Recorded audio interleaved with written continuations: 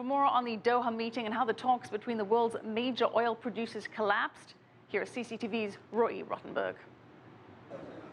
The idea was to bring together the world's key oil producers to agree on an output cap, a production freeze that would reduce supply and increase demand, and raise the price of oil. Instead, ministers from the Organization of Petroleum Exporting Countries, or OPEC, who gathered in Doha, Qatar on Sunday, failed to reach a deal. Saudi Arabia blamed the group's one absent member, its neighbor and political foe.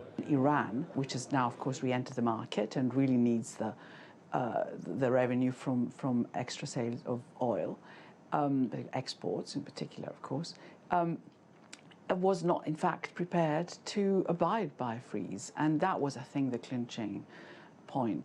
Saudi Arabia said it would not halt production if the Iranians didn't do so as well.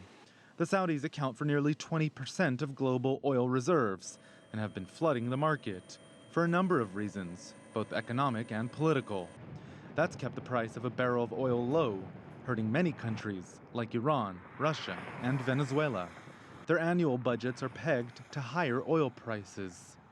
In Moscow on Monday, the Russian oil minister called the Saudi decision, quote, unreasonable. His Venezuelan counterpart blamed the U.S., saying Washington was pressuring Riyadh. They are privileging the political, the political situation and the political position, even, about the situation of their employees, of their people who is suffering, this. Indeed, low global oil prices have hurt some U.S. jobs. The American fracking boom has burst, as high production costs have made it uncompetitive. That's also reduced U.S. output, which may be softening the blow for tumbling oil prices. We are noticing that outside of OPEC, production has already come down.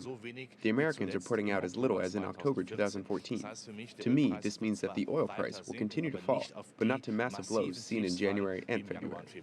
A strike by oil and gas workers in Kuwait has also reduced output there, preventing prices from falling further. Many experts are now preparing for a market share war.